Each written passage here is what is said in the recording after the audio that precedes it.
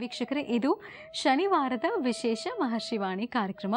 ಇವತ್ತಿನ ಕಾರ್ಯಕ್ರಮದಲ್ಲಿ ನಾವು ನೋಡ್ತಾ ಇರುವಂಥದ್ದು ಬಾಗಲಕೋಟೆ ಜಿಲ್ಲೆ ಹುನಗುಂದ ನಗರದಲ್ಲಿ ನೆರವೇರಿಸಲಾದಂತಹ ಶ್ರೀ ಅಯ್ಯಪ್ಪ ಸ್ವಾಮಿ ದೇವಸ್ಥಾನದ ಅಡಿಗಲ್ಲು ಸಮಾರಂಭದ ಜೊತೆಗೆ ಲಕ್ಷ ದೀಪೋತ್ಸವದ ವಿಶೇಷ ದೃಶ್ಯಗಳನ್ನು. ಹಾಗಿದ್ರೆ ಬನ್ನಿ ಮತ್ತೆ ಕಾರ್ಯಕ್ರಮವನ್ನು ಮುಂದುವರಿಸೋಣ.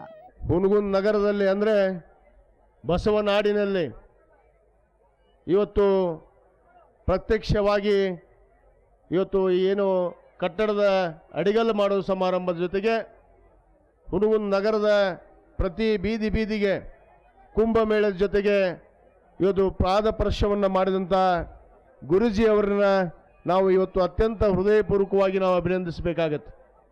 ಯಾಕಂದರೆ ಈ ಕ್ಷೇತ್ರ ಭಾಳ ಪವಿತ್ರವಾದ ಕ್ಷೇತ್ರ. ಹುನಗುಂದ ನಗರ ಅಂದರೆ ಬಸವನಾಡು, ಅದು ರೈತರಿಗೆ ಮೊದಲ ಪಾತ್ರವಾದ ಈ ಒಂದು ನಗರದಲ್ಲಿ ಇಂಥ ಒಂದು ಅದ್ಭುತವಾದ ಕಾರ್ಯಕ್ರಮ ನಡೆದು ಇಲ್ಲಿರುವಂಥ ಭಕ್ತಾದಿಗಳಿಗೆ, ಬಹುತೇಕ ಎಲ್ಲ ಭಕ್ತಾದಿಗಳಿಗೆ ಇವತ್ತು ಒಂದು ಆಶೀರ್ವಾದ, ಒಂದು ಶಾಂತಿ, ನೆಮ್ಮದಿ ದೊರಕಿದೆ ಅನ್ನೋ ಮಾತನ್ನು ಕೂಡ ನಾನು ಈ ಸಂದರ್ಭದಲ್ಲಿ ಹೇಳಬೇಕಾಗತ್ತೆ. ಅದರಲ್ಲಿ ವಿಶೇಷವಾಗಿ ಈ ಕಾರ್ಯಕ್ರಮದಲ್ಲಿ ಹೆಚ್ಚಿನ ಪ್ರಮಾಣದಲ್ಲಿ ತಾಯಂದಿರು ನಾನು ನೋಡ್ತಾ ಇದ್ದೀನಿ. ಬಹುತೇಕ ಇಲ್ಲಿ ಪುರುಷರಿಗಿಂತ ಮಹಿಳೆಯರ ಸಂಖ್ಯೆ, ತಾಯಂದಿರ ಸಂಖ್ಯೆ ಜಾಸ್ತಿ ಯಾಕಿದೆ ಅಂದರೆ ಇವತ್ತು ಗುರೂಜಿ ಅವರನ್ನು GTV ಮುಖಾಂತರ ವೀಕ್ಷಣೆ ಮಾಡಿ ಅವರ ತತ್ವ ಆದರ್ಶವನ್ನು ಪಾಲನೆ ಮಾಡಿದಂಥವ್ರು ಯಾರಾದರೂ ಇದ್ರೆ ಅದು ಈ ನಾಡಿನಲ್ಲಿ ಅದು ತಾಯಂದಿರು ಅನ್ನೋ ಮಾತನ್ನು ನಾನು ಮೊದಲು ಕೇಳಕ್ಕೆ ಇಚ್ಛಪಡ್ತೇನೆ. ಆದ ಕಾರಣ ಇವತ್ತು ಎಲ್ಲಿಂದ ಬಹುತೇಕ ನಮ್ಮ ಜಿಲ್ಲೆಯಿಂದನೇ ಆಗಮಿಸಿದ್ದಾರೆ. ಈ ಜಿಲ್ಲೆ ಎಲ್ಲ ಬಾಗಲಕೋಟೆ, ಬಿಜಾಪುರ ಜಿಲ್ಲೆ ಎರಡೂ ಅವಳಿ ನಗರದ ಈ ಒಂದು ಜಿಲ್ಲೆಯಿಂದ ಮಹಿಳೆಯರು ಇವತ್ತು ಕಾಣ್ತಾ ಇದ್ದಾರೆ. ಯಾಕಂದರೆ ಅಷ್ಟೊಂದು ಭಕ್ತಾದಿಗಳು ಅದನ್ನ ಅಷ್ಟೊಂದು ಭಕ್ತಿಯನ್ನು ಹೊಂದಿದ್ದಾರೆ. ಇವತ್ತು ನಮ್ಮ ನಾಡಿನಲ್ಲಿ ವಿವಿಧವಾದ ಶಕ್ತಿಗಳಿದ್ದಾವೆ, ಅನೇಕ ಶಕ್ತಿಗಳನ್ನು ಹೊಂದಿರುವಂಥ ಈ ನಾಡು. ಅದರಲ್ಲಿ ಮಹಾಶಕ್ತಿಯನ್ನು ಹೊಂದಿರುವಂಥದ್ದು ಯಾವುದಾದಿದ್ರೆ ಸ್ವಾಮಿಯೇ ಶರಣಂ ಅಯ್ಯಪ್ಪ ಅನ್ನೋ ಮಾತನ್ನು ಕೂಡ ನಾವು ಇವತ್ತು ಕೈ ಎತ್ತಿ ಒಪ್ಕೊಳ್ಬೇಕಾಗತ್ತೆ ಬಂಧುಗಳೇ. ಆ ನಿಟ್ಟಿನಲ್ಲಿ ಒಂದು ಶಕ್ತಿ ಅದಾದರೆ ಇನ್ನೊಂದು ಶಕ್ತಿ ಯಾವುದಂದ್ರೆ ಮಹರ್ಷಿ ಡಾಕ್ಟರ್ ಆನಂದ ಗುರೂಜಿ ಅವರು ಅನ್ನೋದನ್ನು ಕೂಡ ನಾವೆಲ್ಲರೂ ಒಪ್ಕೊಳ್ಬೇಕಾಗತ್ತೆ. ಅಂಥ ಒಂದು ದೈವವಾದ ಶಕ್ತಿಯನ್ನು ಹೊಂದಿರುವಂಥ ಪೂಜ್ಯರು ಇವತ್ತು ಇಲ್ಲಿ ಪಾದಸ್ಪರ್ಶವನ್ನು ಮಾಡಿ ನಮಗೆಲ್ಲ ನಿಮಗೆಲ್ಲ ಪವಿತ್ರವನ್ನು ಮಾಡಿದ್ದಾರೆ. ಅವರು ನಡೆಸ್ತಿರುವಂಥ ಇವತ್ತಿನ ಈ ಪೂಜೆ ಯಶಸ್ವಿ ಆಗಬೇಕು. ಅದ್ರ ಜೊತೆಗೆ ನಾನು ಸ್ವಾಮಿಗಳ ಹತ್ರ ಒಂದು ವಿನಂತಿ ಮಾಡ್ಕೊಳ್ತೇನೆ.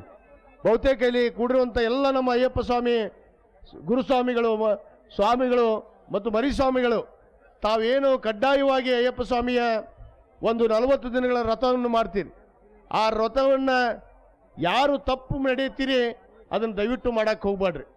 ಯಾಕಂದರೆ ಅದರಲ್ಲಿರುವಂಥ ಶಿಷ್ಟಾಚಾರವನ್ನು ಭಾಳ ಕಡ್ಡಾಯವಾಗಿ ತಾವು ಪಾಲನೆ ಮಾಡಬೇಕಾಗತ್ತೆ.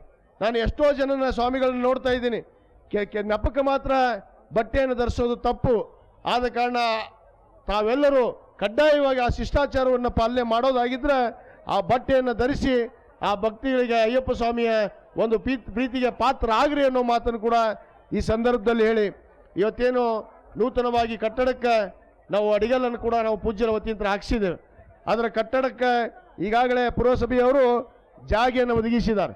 ಬಹುತೇಕ ನಾನು ನಮ್ಮ ಗುರುಸ್ವಾಮಿಗಳಾದಂಥ ಶರಣು ಕೋಟಿಯವರು ಮತ್ತು ಕಾಸ್ಗಾರ್ ಅವರು, ನಮ್ಮ ಸುಡಿ ಅವರಿಗೆ ಕೇಳಿದೆ, ಆ ಜಾಗೆ ಇನ್ನೂ ಕೂಡ ಸಂಪೂರ್ಣವಾಗಿ ಹುನಗುಂದ ಏನು ಅಯ್ಯಪ್ಪ ಸ್ವಾಮಿ ಸೇವಾ ಟ್ರಸ್ಟ್ ಹೆಸರಲ್ಲೇ ಆಗಿಲ್ಲ, ಅದನ್ನು ತಾವು ಹೆಸರಲ್ಲೇ ಮಾಡ್ಕೋಬೇಕಾಗಿದೆ.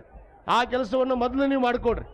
ಆವಾಗ ನಿಮ್ಮ ಜಾಗ, ನಿಮ್ಮ ಅಯ್ಯಪ್ಪ ಸ್ವಾಮಿ ಏನು ಟ್ರಸ್ಟ್ ಸಮಿತಿಯಿಂದ ತಾವು ಒಂದು ಜಾಗೆಯನ್ನು ಅದನ್ನು ಮಾಡಿಕೊಂಡ ನಂತರ ಬಹುತೇಕ ಅಲ್ಲಿ ಕಟ್ಟಡಕ್ಕೆ ಈಗ ಏನೇನು ಮಹಾದಾನಿಗಳು ದಾನ ನೀಡ್ತಾ ಇದ್ದಾರೆ ಮತ್ತು ಎಲ್ಲರೂ ಭಾಳ ಜನದ ಆಸಕ್ತಿ ಇದೆ ಅಲ್ಲಿ ಒಂದು ಅಯ್ಯಪ್ಪ ಸ್ವಾಮಿ ಭವ್ಯವಾದ ಮಂದಿರ ಆಗಬೇಕು ಅಂತ ಅನ್ನೋ ಉದ್ದೇಶ ಏನಿದೆ ಅದು ಖಂಡಿತವಾಗಿ ನೆರವೇರಿಸಿಕೊಡೋದ್ರಲ್ಲಿ ನನ್ನ ಪಾತ್ರ ಕೂಡ ನಿಮ್ಮ ಜೊತೆಗೆ ಇರುತ್ತೆ ಅನ್ನೋ ಮಾತನ್ನು ನಾನು ಈ ಸಂದರ್ಭದಲ್ಲಿ ಹೇಳಕ್ಕೆ ಇಚ್ಛಪಡ್ತೇನೆ.